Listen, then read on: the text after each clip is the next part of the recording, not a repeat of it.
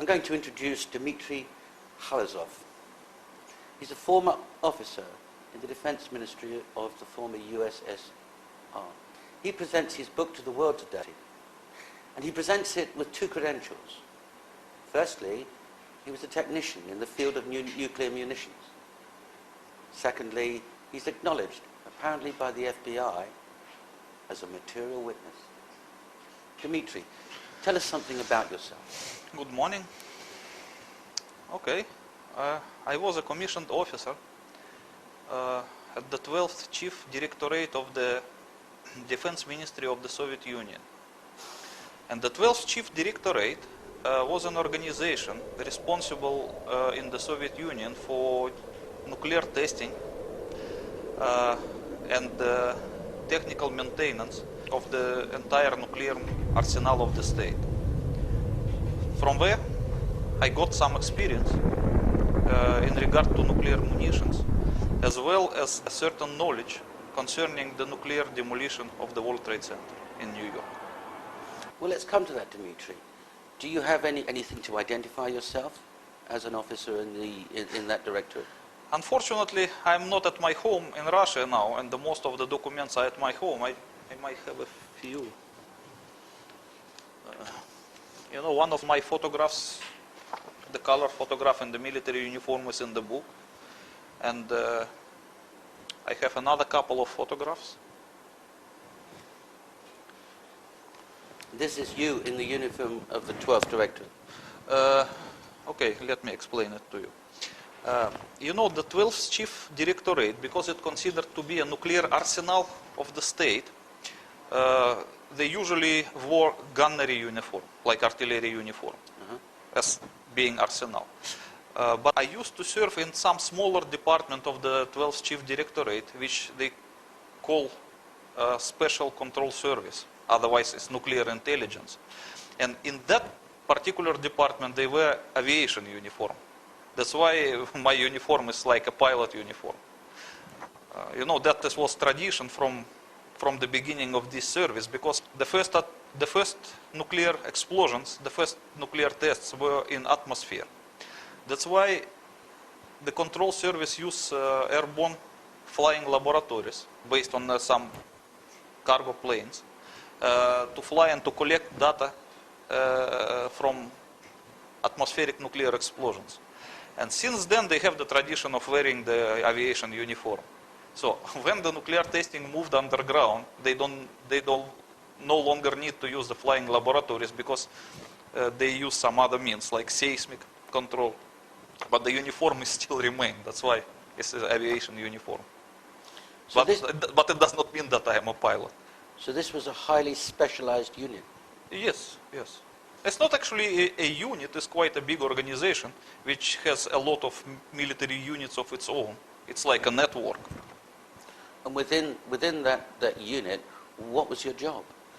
When I studied in the military college, I was released as a communication engineer. And I was appointed as an officer within the 12th Chief Directorate first, and then transferred to the Special Control Service, where I used to serve about 5 years. And my position was a chief of shift, which was responsible for receiving and collecting data from the periphery laboratories concerning nuclear explosions. And my duty was just to, how to say it?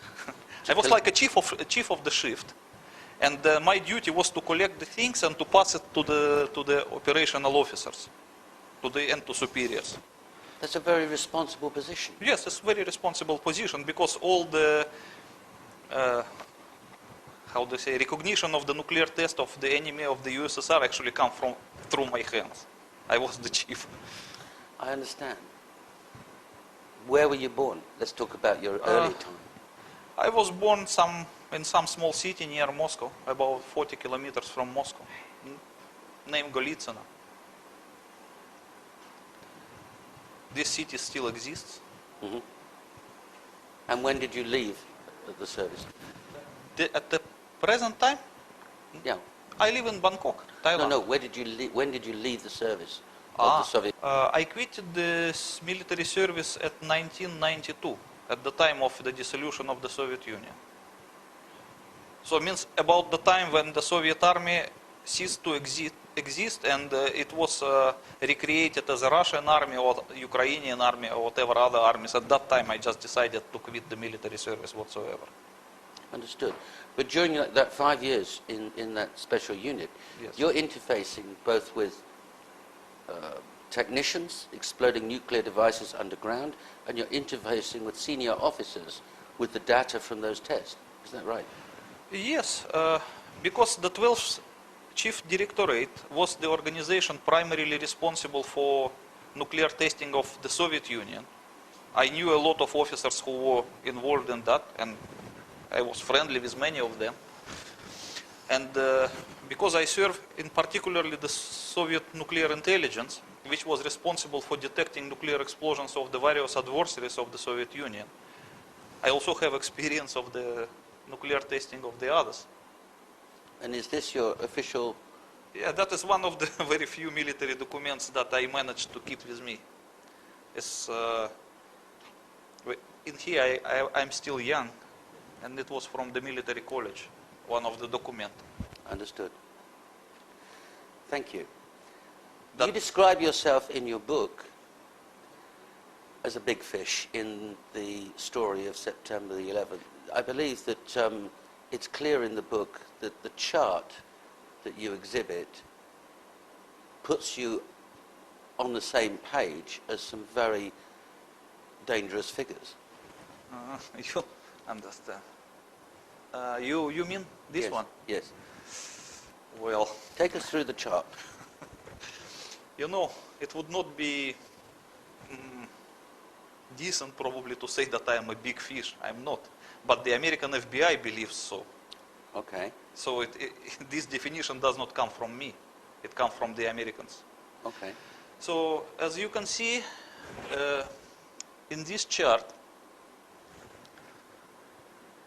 the Americans put me in the same line with notorious terrorists, the September 11 hijackers, the 2002 Bali bombers, like Mr. Hambali,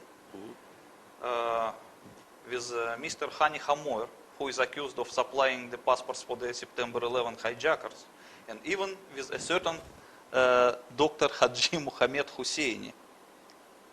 As you can see that I'm next to him in the same row, who in opinion of the American is the biggest fish in this network. And this document was prepared by the FBI for the Thai authorities. Yes, because the Americans attempted to obtain my extradition to America from Thailand in the 2003. Yes. And this document, this one, it was prepared by the FBI for their Thai colleagues. You were arrested and charged with supplying a passport. Well, yes, I was arrested for the extradition request of the United States primarily. Right. But because something was not ready with the official package of the documents related to extradition, they have to accuse me of something else, just for the meantime, to win the time. Right. So they accused me of supplying the fake passport for Mr. Hambali, the chief Bali bomber and the chief of the Jemaah Islamiyah organization. Right. So, and that's a charge that you've always denied. Yes, of course. And you've never been convicted of No. any of them.